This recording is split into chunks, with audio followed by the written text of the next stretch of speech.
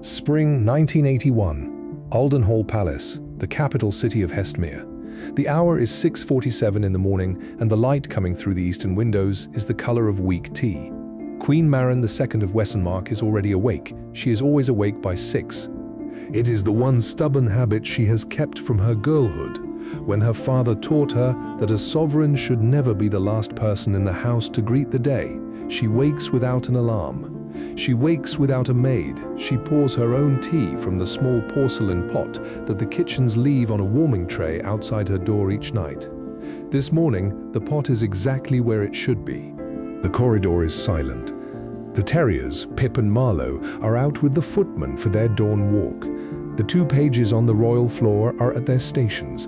Somewhere below, in the great kitchens, breakfast is being assembled on silver trays. Somewhere outside in the cold gravel courtyard, the night watch is preparing to hand over to the morning watch. Everything is exactly as it should be. The Queen carries her tea back into her bedchamber. She sets the cup on the small writing desk near the window.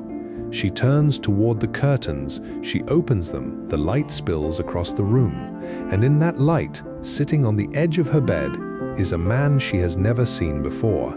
He is thin. His coat is wet at the shoulders. His hands are folded in his lap like a schoolboy waiting to be called on. He is looking at the carpet. The Queen does not move.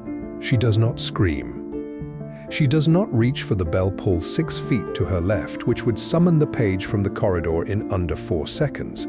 She simply stands at the window, holding the curtain in one hand, and looks at the stranger sitting on the edge of her bed. Outside, the bells of the old chapel begin to ring the quarter hour. Now freeze that moment.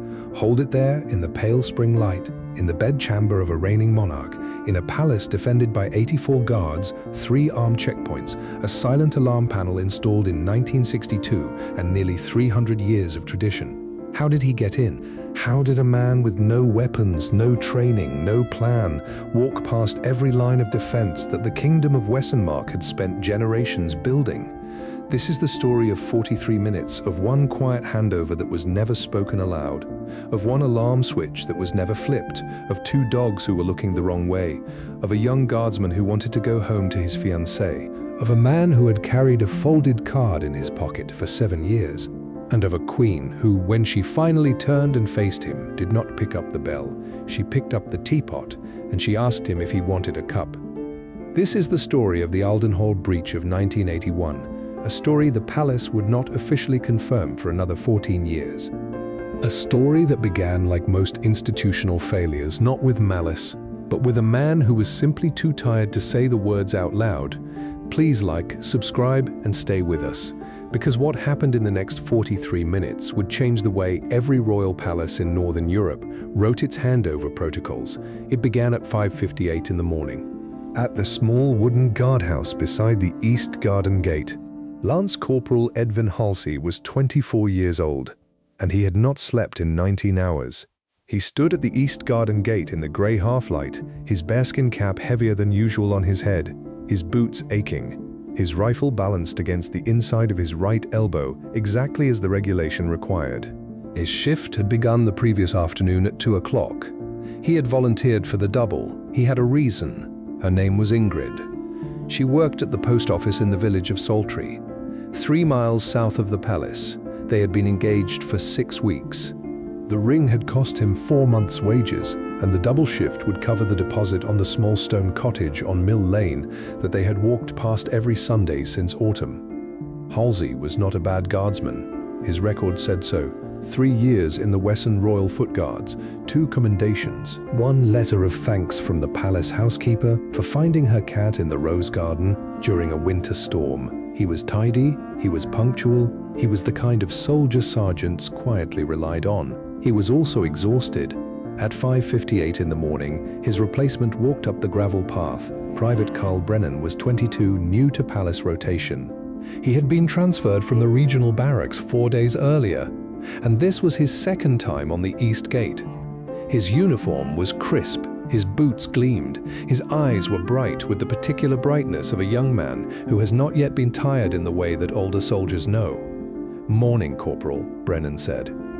"You're early," Halsey replied. "Couldn't sleep." Halsey nodded. He understood that. The handover at the East Garden Gate was a ritual of 17 specific items: the keys, the radio, the logbook, the torch, the whistle, the list of authorized early morning deliveries, the names of any staff expected through the gate before 8, the status of the perimeter cameras, the status of the silent alarm, the status of the gate itself, which was to be locked, unlocked, or armed depending on the hour and the day. 17 items. Halsey began the list. He spoke quickly, he was tired, he wanted to get home. Brennan nodded along, eager, taking the keys, taking the radio, taking the logbook. The list moved past items 1, 2, 3, 4, 5. At item 11, the silent alarm, Halsey paused.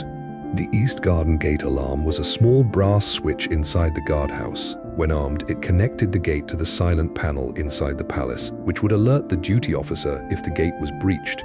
The alarm was armed during night hours from 2200 to 600. After 600, the gate was opened for the morning deliveries and the alarm was disarmed. It was now 5:59. Halsey looked at the switch. The switch was at that exact moment disarmed. He had disarmed it himself at 0500 to allow the bakery van through. He should have rearmed it after the bakery van left. He had not. He had been making tea. It was a small thing, a 4-minute window. The bakery van had gone, and the next scheduled traffic was the laundry cart at 6:15. The gate, by tradition, was usually rearmed in those gaps. By tradition, not by written rule. Halsey looked at the switch. He looked at Brennan, who was holding the logbook open. Pen poised. Alarm status, Brennan asked. Halsey opened his mouth. He meant to say the alarm was currently disarmed and should be rearmed immediately until the laundry cart arrived. He meant to walk Brennan through the switch. He meant to do it properly, but he was tired, and Brennan looked competent, and the cottage on Mill Lane was waiting, and the new dawn was coming up pink over the east wall. So he said alarms on the standard morning rotation. "You know the drill." Brennan, who did not know the drill, nodded firmly. "Yes, Corporal." Brennan assumed the alarm was armed. Halsey assumed Brennan would check. Neither of them said the word armed out loud. The handover finished at 6:04. Halsey signed off 4 minutes early. He shook Brennan's hand. He turned, walked through the gate he was meant to be guarding, and headed for the bus stop on the main road. He was thinking about Ingrid. He was thinking about the cottage. He was not thinking about the brass switch on the inside wall of the guardhouse, which was still, at that moment, in the off position. Sergeant Major Ewain Drisk would have caught it. Drisk was 47, 29 years in the Foot Guards, and the kind of man who counted handover items on his fingers even when he was not on duty.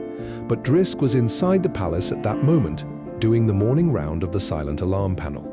He would not pass the Eastgate guardhouse until 6:22. By 6:22, it would already be too late. A bus rumbled past the gate at 6:06. On the second floor of the bus, looking out the window at the palace walls, a thin man in a wet coat sat with his hands folded in his lap. In his right inside pocket, he carried a folded card. The card was 7 years old. The ink on the front had faded. The signature on the inside was still clear. His name was Thomas Vrede. He had not slept either. Thomas Vrede was 31 years old, and the world had grown quieter around him every year since he was 24. He had been born in the port town of Brenvik, on the cold northern coast of Wesenmark, where the wind came off the sea in long flat sheets and the fishing boats rusted faster than they could be painted. His father had worked the docks. His mother had cleaned offices at the customs house. He was their only child. His mother's name was Ilse. She had been kind in the small, exhausted way that working women are kind. She had kept a tin of butter biscuits on top of the stove. She had walked Thomas to school every morning until he was 11, and then waved to him from the doorway every morning after that until he was 18.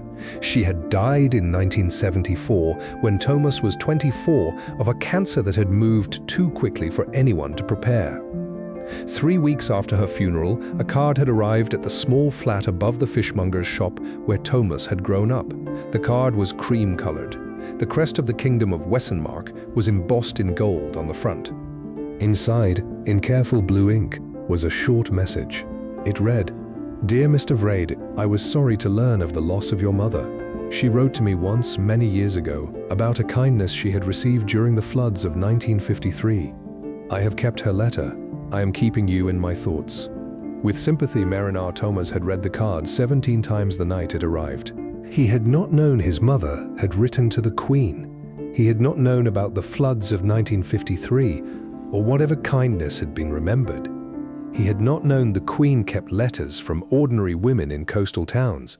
He had folded the card carefully and he had put it in the inside pocket of his good coat. The card had stayed in that pocket for 7 years.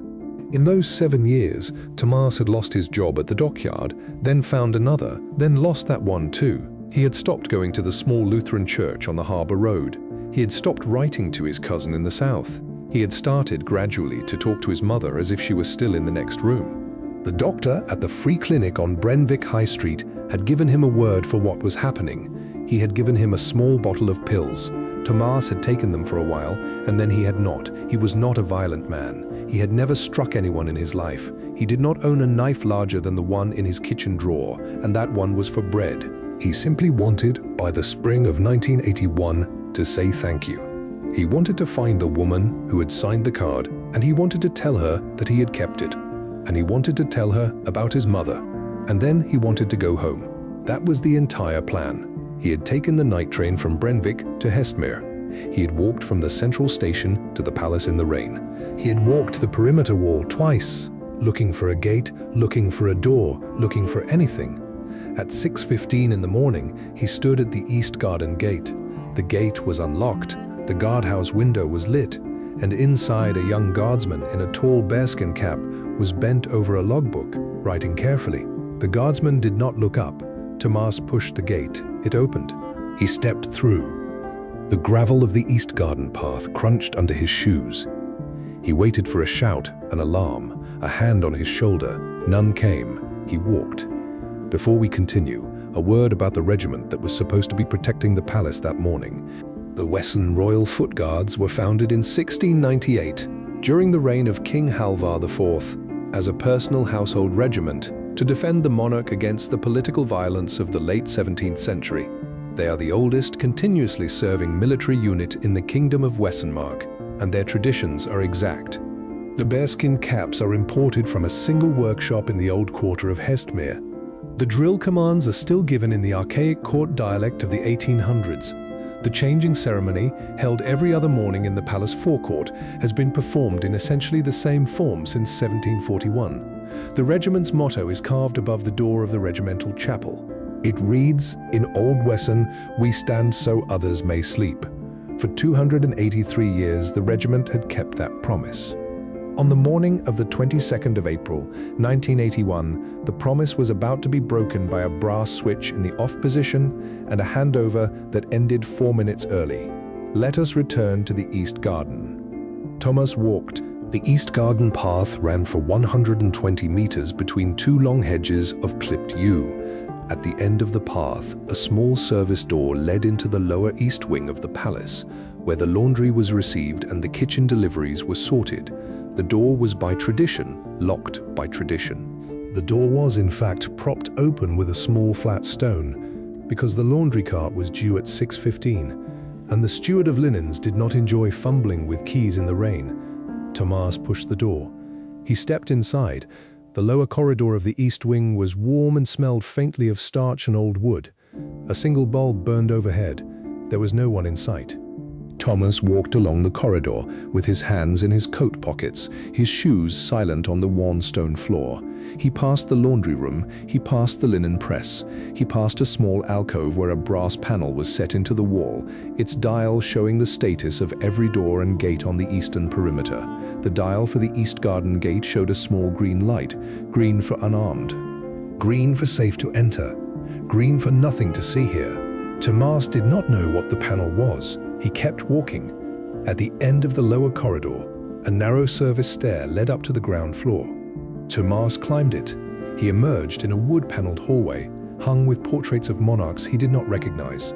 He turned left, because left looked more important than right. Somewhere, distantly, he heard barking. The barking belonged to Pip and Marlowe, the Queen's two terriers, who at that exact moment were in the South Rose Garden with the footman Petra Ahlgren, attempting to dig up a mole. Petra Ahlgren was 38 years old. He had been a royal footman for 11 years. He had been walking the Queen's dogs every morning for the last 6. He knew the South Rose Garden, the lavender walk and the gravel turn by the fountain, the way a sailor knows a familiar harbor. He did not know that, at 6:18 in the morning, a man in a wet coat was walking up the main service stair of the East Wing. The terriers, however, knew something. Marlowe, the older of the two, lifted her head from the mole hole. She growled. She growled at a curtain on the ground floor window, which was twitching in a small draught. She barked at the curtain twice. Pip joined in. Both dogs stared at the curtain with the absolute conviction of small dogs who have correctly identified the enemy. The enemy was a curtain. Petra laughed.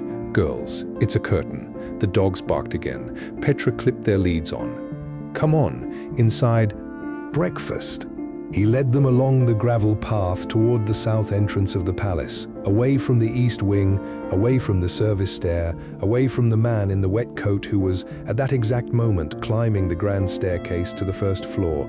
The terriers, who would later prove decisive, were at this point walking in entirely the wrong direction. A second word, before the corridor outside the royal bedchamber. The Aldenhall silent alarm system had been installed in 1962, after a small fire in the North Wing exposed how slowly information moved through the palace at night. The system was, for its time, sophisticated.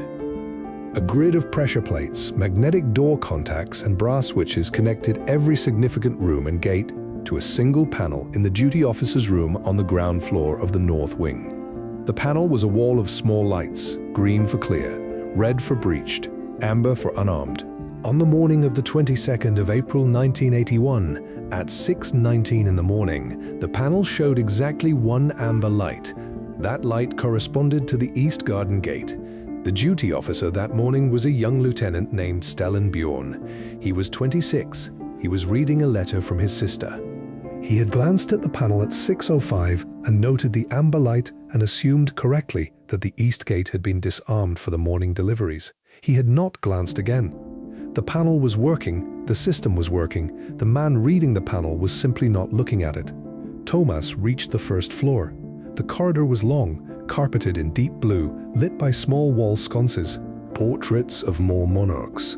A tall window at the far end, through which the morning light was coming in pale and gold. 2 doors on the left, 3 doors on the right. He did not know which door. He stood in the corridor and listened. Somewhere behind one of the doors on the right, he heard the small clink of porcelain against porcelain, the sound of a cup being set down on a saucer. He walked toward the sound. He stopped at the 3rd door on the right. He raised his hand. He did not knock. He turned the handle. The door opened.